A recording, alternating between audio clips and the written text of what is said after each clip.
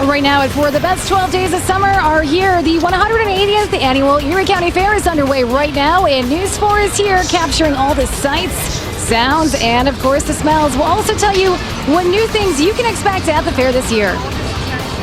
And while we've all seen at least some showers and thunderstorms today, we're watching one roll in just south of the city in through the Lackawanna area. We'll track that and see what's left of the rain chances tonight and what you can expect for tomorrow coming up.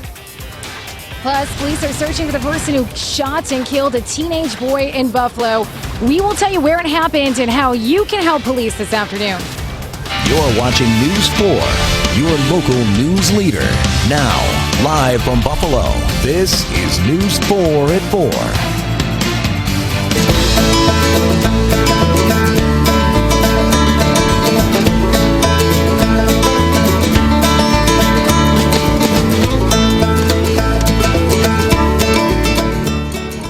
Good afternoon, and thank you so much for joining us on News 4 at 4. I'm Christy Kern. We, of course, are live here on the first day of the Erie County Fair. The doors opened at noon today, and we are excited to be here broadcasting live. We will be showing you everything over the next several days and everything that you can expect for opening day and, of course, throughout the rest of the fair as well. Right now, let's take a live look and give you a look at the crowds here this afternoon. Again, the doors open at noon, and we're seeing a lot of people here already today.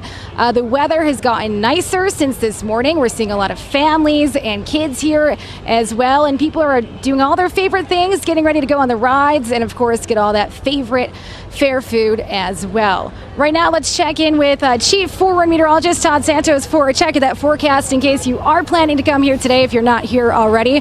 Todd, I know this morning things were a little bit iffy with rain, but right now here, at least the sun is out, which is always a good thing, but it is pretty warm. Yeah, and you know, I'm sure if you guys look to the north, you'll see some ominous clouds. In general, that stuff is going to actually pass by to your north.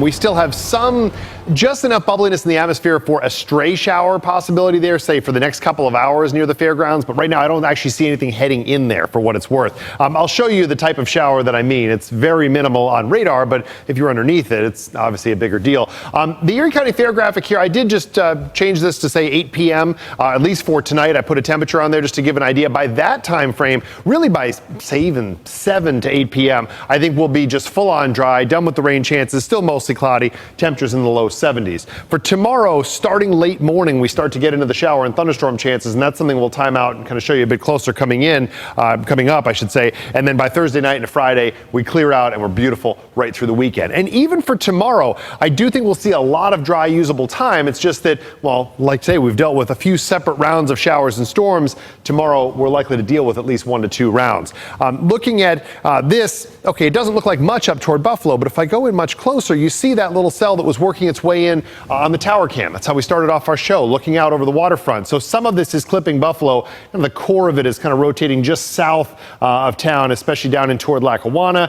Say the Skyway getting at least a few lighter showers. Some of these moving away from the airport as well. Around Alden just got soaked down. Lightning tracker is on. It picked up a couple strikes as that one worked its way just off the eastern edge of the Erie County, Genesee County line. So keep in mind, there's still a lightning threat here up toward the Elba area, and Batavia just got at least a few showers that really just popped up in place. So we do still have a cold front that's basically almost stalled across the western edge of our area. That'll work its way through tonight and, basically bring all this out away from us with it. But for now, we're still dealing with showers and storms here and there. One of the more potent ones is actually in Warren County, PA, headed in toward western McKean within the next half hour. So those are the pieces we're watching for tonight. Tomorrow, we have a whole nother wave working its way in with a front, and that is likely to bring in some more potentially even gusty showers and storms. I will say for tonight, we get past 8 or 9 p.m., we clear out, and I'll at least show this in early tomorrow morning. Quiet for the morning commute. Late morning is where we get into shower and storm chances. Overnight, most areas falling back into the mid and lower 60s. We'll take a closer look at that timing for tomorrow and some of those other threats coming up. Christy? All right, Todd, thank you. Well, in your top stories at 4, Buffalo police are looking for the person who shot and killed a 15-year-old. It happened around 10 o'clock last night near Holden Street and Jewett Avenue. Crews took the boy to ECMC where he later died. Police tell us the victim is from Niagara Falls. They have not yet released his name, but anyone with information is asked to call police. Fire officials are investigating a fire at the Calspin plant. The call came in just before 3 o'clock this morning, and crews say they could see smoke coming out of the building. More than 5 fire departments responded, and we are working to find out how much damage it caused. Federal prosecutors made a surprise move in the case of insider trading against Congressman Chris Collins. They've dropped charges against him, 3 of those charges. Collins was initially indicted last August. He's accused of passing insider information to his son. U.S. Attorney Jeffrey Berman explained to a judge that the case was presented to a new grand jury without information Collins has been fighting to keep out of the case. Speech and debate clause of the United States Constitution says that anything that a congressperson does or says from when they leave their house to get to Congress, while they're in Congress, or their car to get home, can never be used against them. Recommendations. The case is scheduled to go to trial next year. Happening tonight, the Lockport Board of Education will decide if photos of suspended students will be deleted from a facial recognition database once they start using it. Back in June, the state education department told Lockport schools not to use its new controversial facial recognition system. The district was about to start testing that software, but the education department wants proper protocols in place first. That meeting starts at 4:30.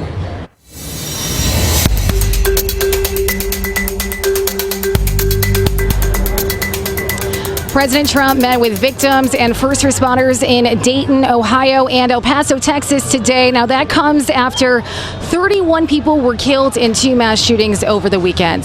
Hillary Lane has the very latest this afternoon. The president and first lady arrived in Ohio Wednesday to meet with victims and first responders of this weekend's mass shooting in Dayton that left 9 people dead. The White House says Mr. and Mrs. Trump met with patients in the hospital and thanked the medical staff. Earlier, President Trump said he is working with congressional leaders on new gun laws. I think background checks are important. I don't want to put guns into the hands of mentally unstable people. Protesters were on hand for the president's visit. Assault weapons it's crazy what's going on with these weapons. They need to be restricted. Supporters also greeted the president.